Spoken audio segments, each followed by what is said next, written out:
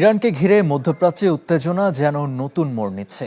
Hormuz প্রণালী খুলে দেয়া নিয়ে তেহরান এবং ওয়াশিংটনের মধ্যে চলছে টানাপোড়েন।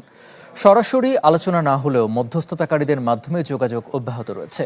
এর মধ্যেই ইরানের কাছে ক্ষতিপূরণ দাবি করেছেন মার্কিন প্রেসিডেন্ট ডোনাল্ড ট্রাম্প। অন্যদিকে ইরানকে ঘিরে আঞ্চলিক নিরাপত্তার নতুন সমীকরণ তৈরি করেছে সৌদি আরব, পাকিস্তান এবং তুরস্কের মক্কা যৌথ প্রতিরক্ষা চুক্তি। একদিকে কূটনীতির টেবিল, অন্যদিকে হরমুজ নিয়ে ইরান যুক্তরাষ্ট্রের পাল্টাপাল্টি পদক্ষেপ। দুয়ে মিলে মধ্যপ্রাচ্যের তৈরি উত্তেজনা আরও ঘনীভূত হয়েছে। নগদ নিয়ে এলো হার না মানা হার অফার। সর্বনিম্ন 10,000 টাকা রেমিটেন্স নগদে পাঠালে থাকছে স্বর্ণের হার জেতার সুযোগ। খোলা আছে হরমুজ প্রণালী, দাবি ট্রাম্পের।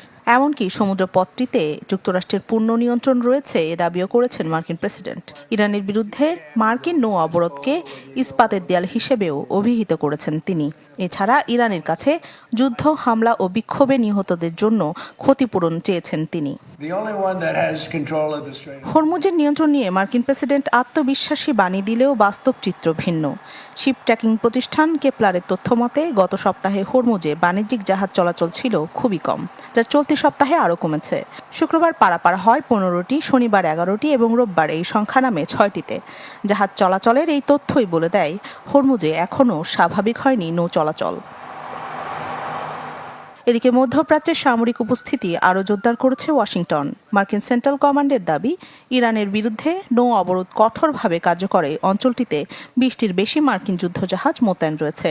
9 আগস্ট পর্যন্ত 55টি বাণিজ্যিক জাহাজের গতিপথ পরিবর্তন করতে বাধ্য করেছে মার্কিন নৌসেনারা। যুক্তরাষ্ট্রের এসব পদক্ষেপের বিপরীতে থেমে নেই ইরানও। তেহরান বলছে, হরমুজে নিরাপদে নৌ চলাচলের জন্য ওমানের সঙ্গে সমঝোতা হলেও প্রণালী পুরোপুরি খুলে দেওয়া হবে না। এছাড়া হরমুজ খুলতে বেশ কিছু শর্ত জুড়ে দিয়েছে তেহরান। এর মধ্যে ইরান ও তার আঞ্চলিক মিত্রদের বিরুদ্ধে যুদ্ধ স্থায়ীভাবে বন্ধ করা, মার্কিন নৌ অবরোধ তুলে নেওয়া ও নিষেধাজ্ঞা প্রত্যাহারের পাশাপাশি ইরানের জব্দকৃত অর্থ সম্পদ মুক্ত করা অন্যতম।